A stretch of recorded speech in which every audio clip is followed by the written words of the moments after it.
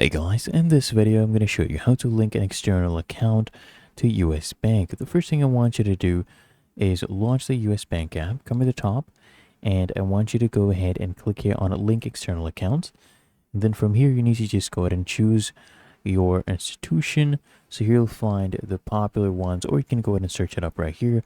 In this example, let's just choose this American Express credit card. And then what I want you to do is just log in. So use your username. And then I want you to also use your password and then hit here on connect to basically go ahead and securely verify your account. They'll basically connect it. It'll take a few minutes for the connection to be established, and you should actually see a success message like this.